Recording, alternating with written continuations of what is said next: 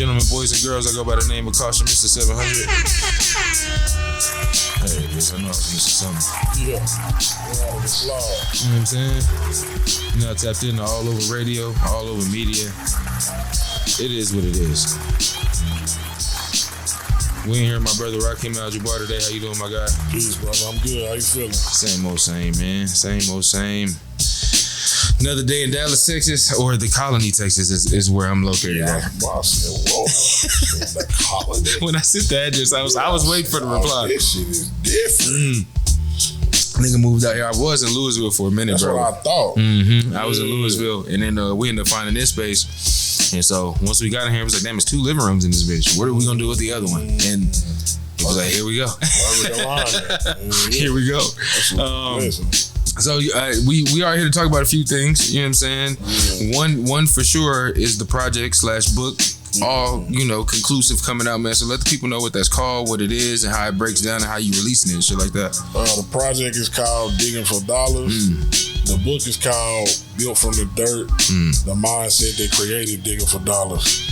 Shout out to IZK. It's the cover right here. Nice. He was supposed to draw it. We had one conversation, but he came back and he made an actual art piece. I'm gonna reveal that. That's love. That's love. So this money, these $100 bills, is real.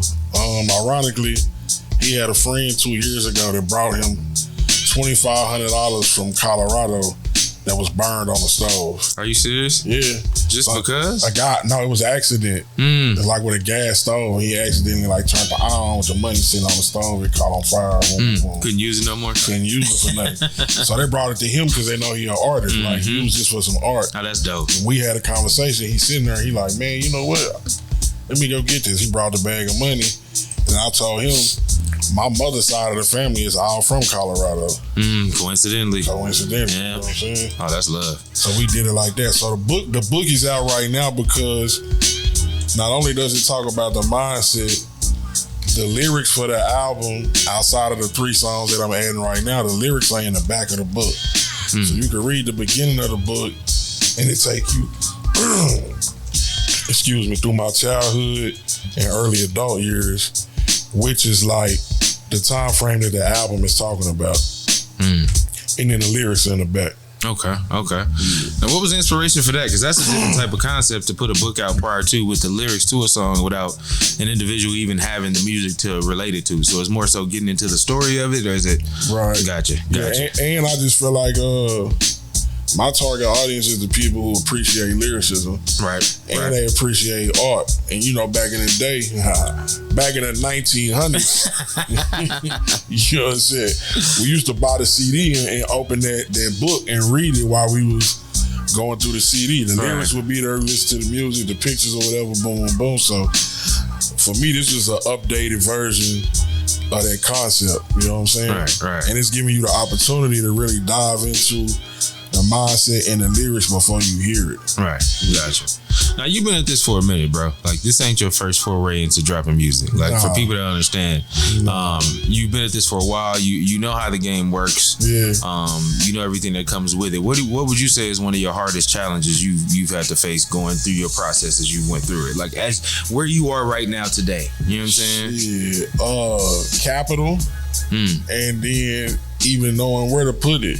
Facts. Right? Because when I came out in 2017, it's probably for one project the most amount of money I had to work with, because I had 2 business partners at the time that was both investing, right? So we was all putting our money in the pot, but we spent it the wrong way. But that's a lesson I had to learn. Facts. Been there. I spent we spent $7,000 recording, mixing, and mastering that album. That don't make no sense. Right. We'd have been I ain't no telling where I would be right now if we would have bought the equipment, recorded at the house, at least cut that cost in half. Facts. And put the other money in the market. Back into the market. You know what I'm saying? So yeah, it's that shit really for me. So from where you are right now, what does success look like for Rakim going forward? You know what I'm saying? From the same aspect, like this point. I look at this shit like, if I could build a business around the music, which is why another reason why I started with the book, because I'm focused on selling product, right? My online store just launched. If you go to my Instagram, the link is in the bio. It's merch on there. The book is on there. It's tapes on there. It's vinyls on there. You know what I'm saying?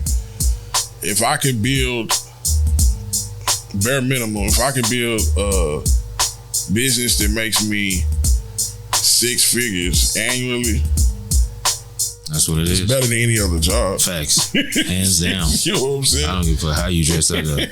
Give me I don't think that's hard to do. Nah, it just takes a certain level of dedication and like being convicted in what you're doing. I think a lot of times people give up because they don't have that conviction or believe in shit enough for themselves. And like them the kind of people that I've learned to like stay the fuck away from. You better, you know what I'm that saying? Shit contagious. That shit's contagious, bro. And like you'll get caught up in the minutia of the bullshit so much that you're not even focused on the goal. Facts. And like a lot of this shit just kind of be like, you know, I know a lot of it is work put in and all that kind of shit, but a lot of it just be like right place, right time type shit. Facts. You know what I'm saying? And so that's where I lose sight of niggas that just give up on shit. I feel like the niggas that give up, we never had nothing in common. You know what I'm saying? Wow. There's so many different avenues and ways to do what you want to do. It shocks me when niggas just give up. And like, I feel you want to be a family man, you want to go make your money and with all that. I understand that too. But that's also like, why I've avoided that. It's a rough balance, bro. It's I a lost rough balance. my family, so it's cool. Like, yeah, it's one of them things to where it's like if you, and this is kind of the outlook I used to take about like when people talk about like sacrifice. Like how much of like not even like human sacrifice, like a sacrificing a goat. I don't know what Young Thug and them niggas was on. But shout out to them niggas. Facts. I don't know what they was on. That's a different conversation. I know exactly what they was on. I can tell you. It was a little late with the goat though. Facts. But I know there's certain sacrifices in life that you got to make for success as well. And so it's like if you're not willing to sacrifice time and like family and like the work-life balance be the thing that kill niggas off every time. And so if you don't have a way to balance that, niggas lose sight. And you know, after a while, you know, your woman ain't gonna stay around you if you don't find a way to give her time. And you know, kids recognize it when you ain't around. Your kids know when you ain't around. You ain't fooling nobody. Right. And then say for instance, if you sacrificing all that and you not where you want to be or it ain't doing what you think it's supposed to do, then you fighting that battle of like, nigga, why are you doing this? You not making nothing from it. You not making no money, but you cutting ties with us, and it's just a lot, bro. So one of them things, bro, I tell people when you get into this business, make sure you know what you want out of it. Nah, for sure. What that goal is. Something you said is key because one thing my Allova always says is that when we speak of sacrifice, we speak of animal sacrifice in America, that's something that's like foreign to us. You know what I'm saying? Even though the Jews do it, nobody says nothing. Facts. The Muslims do it, nobody says nothing. They call it kosher food and halal food. The minute the African do it, it's devil worship. But either way, but also to add to that is what Baba be saying is niggas be so worried about sacrificing the chicken, trying to make something happen, when you need to sacrifice the chicken within yourself. You know what I'm saying? And that's the part that niggas be missing. Like, you can't, you know what I'm saying? That self-reflection factor is one of the things. You want to say it's like magic or something. It's like, no, you still have to be honest with yourself that, like, whatever that is that would make you quit on something that you know you desire deep down, you know what I'm saying? That's what you need to sacrifice. They beat it, but and you know what it is with rap though. It be niggas trying to live up to everybody else's expectations. And so like for sure. Rap niggas see other niggas doing shit and they get to that mindset of like, oh, I gotta keep up with these niggas. If this nigga if I see Rakim on Shade 45, I gotta try to go get on the league or LA League, you know what I'm saying? Or I gotta get on whatever. It's just that competitive aspect that kills niggas off because you don't know what it took. You know what it took. And niggas want to be famous more than anything. I think that's the main issue. Like niggas ain't in it for the money. It ain't about the love of the craft or the art. Niggas want to be famous. They want to be popular. You know what I'm saying? Which is a dangerous concept, bro. Like it's a dangerous concept because it's like the famous part. You can be dope and be respected, but the famous part comes with a different level of expectation. And like certain niggas don't have no limitations of what they'll do to be famous. Like, and that's the scary part. Like I don't want to end up around nobody like that. You know what I'm saying? Hell no. So I see a lot of your shit that like a lot of your content is tailored towards like spirituality. I see you have a lot of like you incite a lot of shit online based on not only your beliefs but the beliefs of others that you know are like bullshit. You know what I'm saying? Yeah, for sure. And so the way that you phrase it, I think sometimes people think like you don't know what you're doing. Yeah. And that's why every time I see it, I just be like, man, this nigga got him again. Because like they think he's saying this shit because he believes everything he's saying and he's only trying to trigger you for you to get to where he really want to go. But it happens every time, bro. And I see it and I just be like, oh, he got him again. So my mama just told me this to leave people alone. Don't leave nobody alone. I'm at the phase of my life, especially with social media, bro. I am antagonizing everybody. If I see something stupid, I'm calling it. Like if I see you saying something that ain't valid, I want to. And I'm not in there trying to be disrespectful, but I'm willing to have a decent dialogue at least about whatever. Yeah. But you'll notice a lot of times nowadays people don't really have much. Like, oh nah. And they resort to the same rhetoric that they used to. Right. Has that tied into like people accepting your music? Do you feel like people accept it more or less because of your views that you put online? It depends. I mean, it goes both ways. Gotcha. You know what I'm saying? Some people is gonna be completely turned off if they know about my spiritual views or whatever. You know what I'm saying? Some people is more intrigued and more drawn to it. Yeah. You know what I'm saying? Just win some, you lose some type of thing. You know what I'm saying? But it's cool. I don't want you here anyway. Facts, because it's not like I shouldn't have to convert you. I'm not looking to convert or make nobody, right? It's not, ain't like for that, like I need open-minded people. You know Exactly. Groupthink never helps in those situations. What are some of the misconceptions that somebody online would see about you as far as spirituality goes? Like, what are some of the misconceptions that they feel about Rakim the person? Damn, that's a great question. I'm trying, bro. You know, I ain't lost my. I know I don't do this as much as I used to, but I feel like I ain't lost my shit. Great question. Because I see the dialogue so much, and you know, I can look from afar and be like, I don't have to hop in there and help you or shit, because the minute I see you reply to those who are worth the reply, you usually set them straight. I would. You'll set them straight. Out of you for real. On some bullshit. So let's go like this. This is another book that I'm working on that can help answer this question. And I have the premise, not the title, but the premise is, and I made this post, Eurocentric American Christian psychology is the greatest threat to Black America, right? Okay. Now, when you hear that, most people focus on the Christian aspect. But I specifically said Eurocentric American, right? Right. So America was founded by the white Anglo-Saxon Protestants. You know what I'm saying? Right. Their perspective and their version of Christianity is different from Ethiopian Christianity, and it's even different from the Christianity that we have in the American South. If you get into the Coptic Church or the Baptist Church, that is not the same as Eurocentric American Christianity, which has a particular psychology attached to it. So you might hear me say that and think I'm anti-Christian, right? Because you're not listening. You know what I'm saying? And then that would be a misconception. And then you might be at my house on a Thursday evening and hear me playing gospel music, and now you're confused because you don't know how to listen. You know what I'm saying? And I think that's what people get so fucked up about you is because it's not such a simple thing. Like, you don't take religion and simplify it. Nah. Because it can't be. And I feel like the people that do that are the reason that scares away people from it in general, because you're trying to simplify something that has a deeper meaning and is rooted in so many other things, but you're just so blinded to it because of what you've been told over and over again. Like, and over and over again. Speaking about something matter-of-factly that you haven't studied. That you haven't even looked into. You know what I'm saying? It's just based on what your mother taught you, or like, you know, I went to church my whole life, so this is what we do. And it's like, that's not a fair comparison, because especially if it's based on only the American principles of what religion is based on, it's been whitewashed so much. Bro. It's been touched by so many white hands. I'm sorry. It get deeper than that. I'm gonna give you a story. The niggas lack information. Right. In 1993, my teacher, my spiritual father, in 1993, he was kicked out of the church. Right? For the way that he was teaching the Bible in Sunday school. Right? Okay. So he gets kicked out of the church. The deacons and the pastor come kick him out of the church. He pack his belongings. He go to his car. Right. The head deacon comes to his car and gives him a card and invites him to the Masonic Lodge. And he said, "My brother, you only made one mistake. Christians don't want to know. They just want to believe." But the members of their church, they don't know that they head deacon is a master mason and that he's hiding in the church. They don't have the information. They don't have it. You know what I'm saying?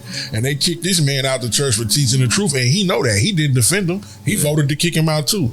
And then went outside and had a private conversation. Get you where you need to be. Come on.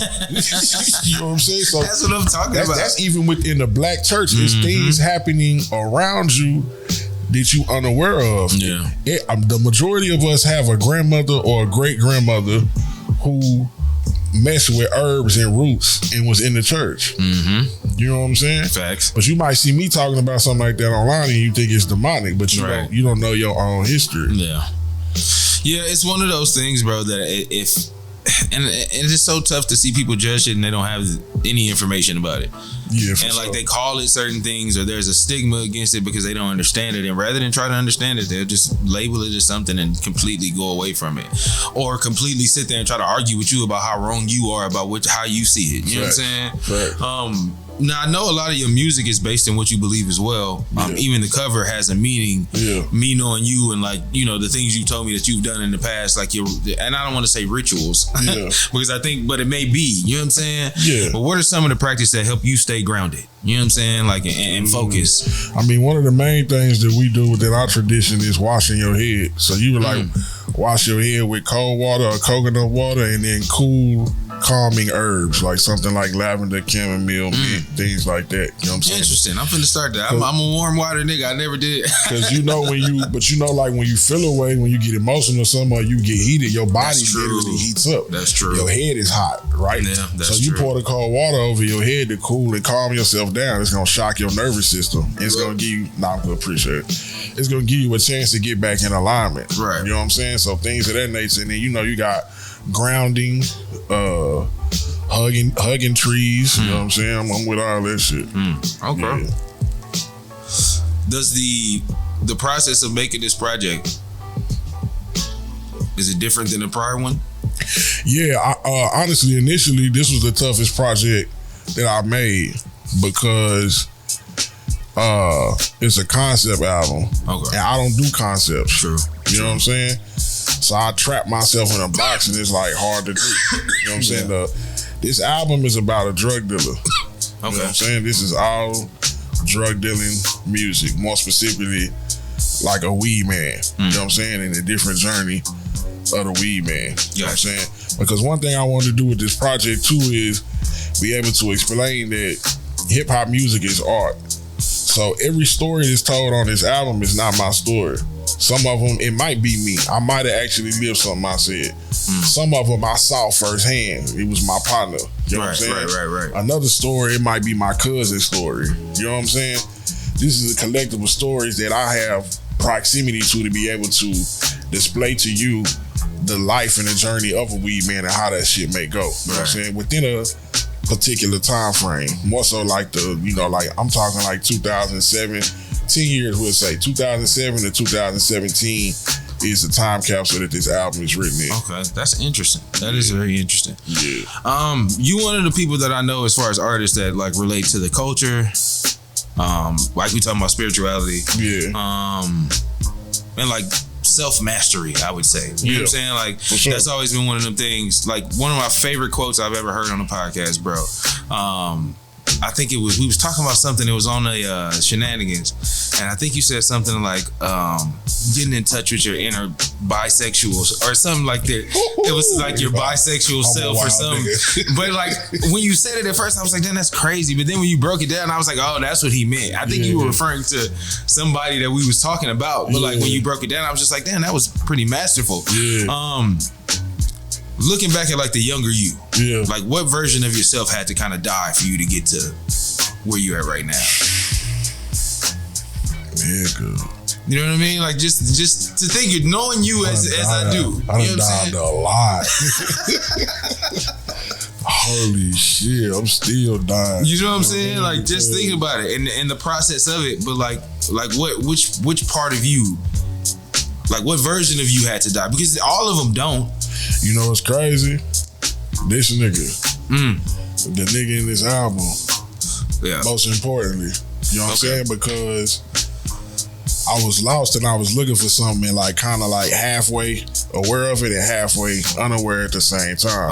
Okay. Like that's what I realized about myself in reflection. You know what I'm saying? Like my revolutionary spirit was operating as a drug dealer. You know what I'm saying? Like that's where I was putting that energy to instead of taking a step back and like putting it in my community. Right. I have such a disdain for the system that's what I was doing naturally because it don't make sense to me because I did the math. You know, if you got a job, 51% of your life is spent at the job. Facts. That's crazy. The largest portion of your day, you're there. So bro, we got 24 hours in a day.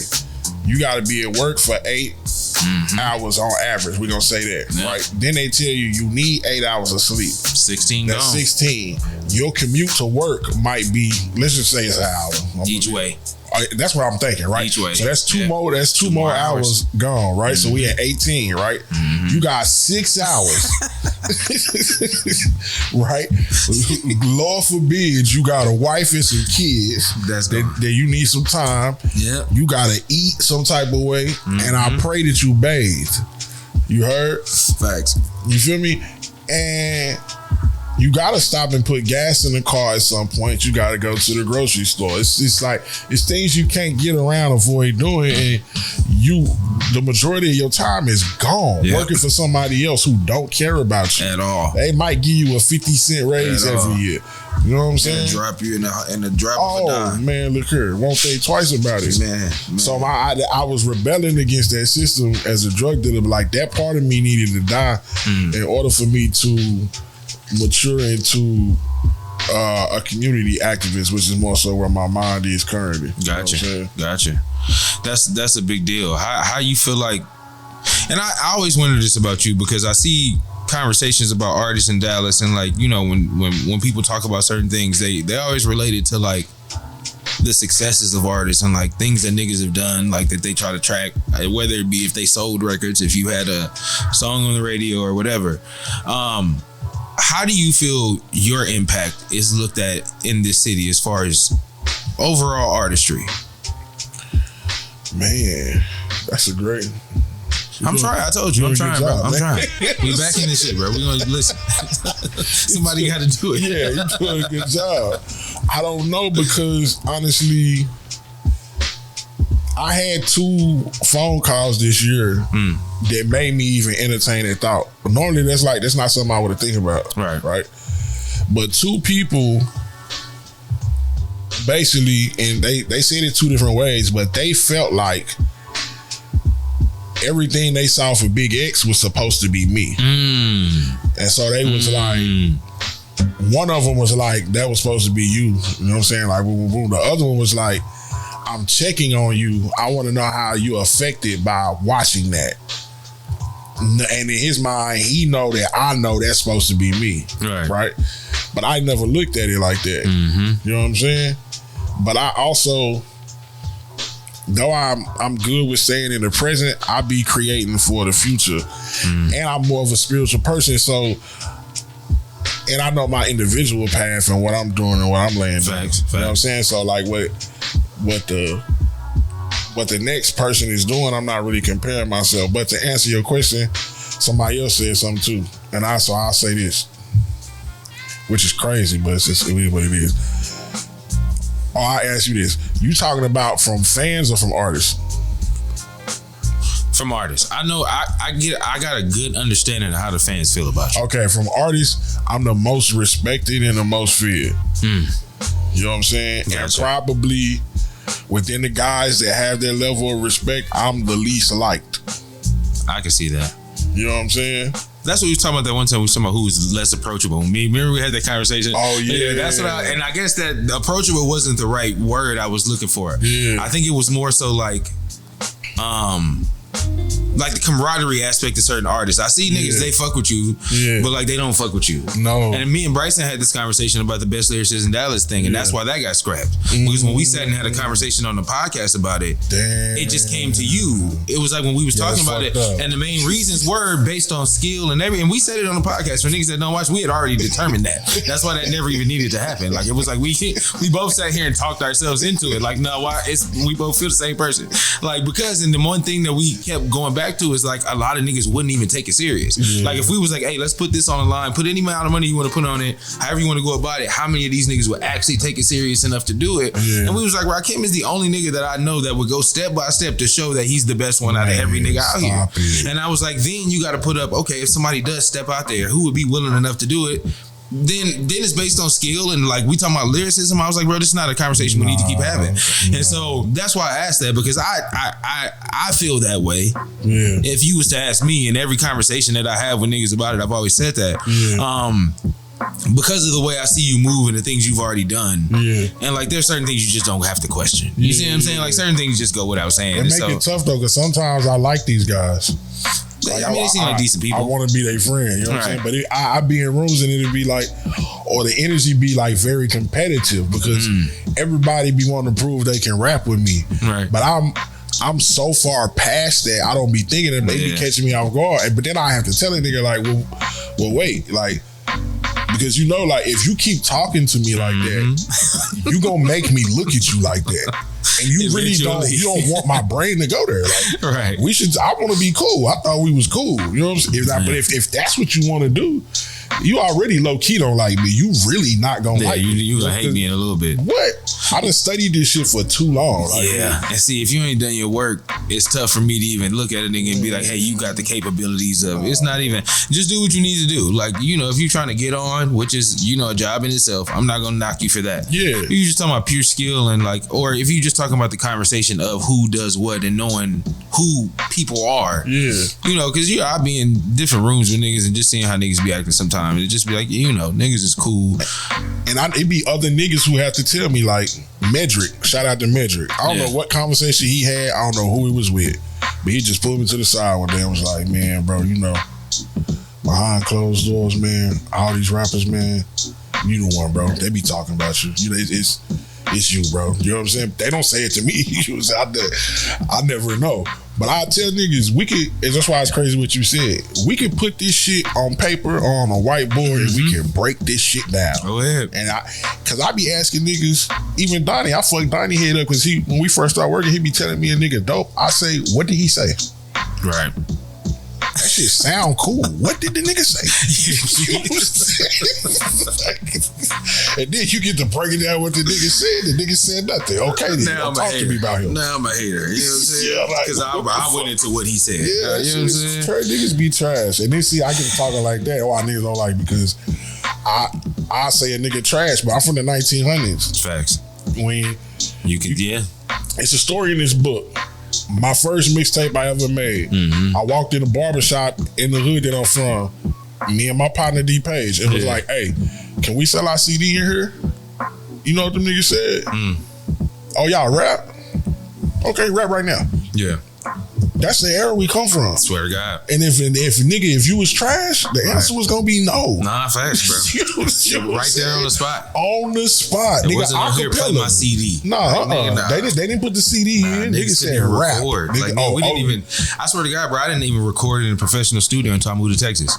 Yeah, that makes sense. All my rapping was done in the hood, at school. You know what I'm saying? Freestyles. Right, I didn't record at a studio. First studio I recorded at was shout out to DJ Elements. Was in Irvin. He had a studio in Irvin, and I was going out there paying $40 an hour, booking 4-hour sessions, just learning how to rap. Was Media Tech because Paige went to school up there. Yeah, Media Tech. I was like, yeah.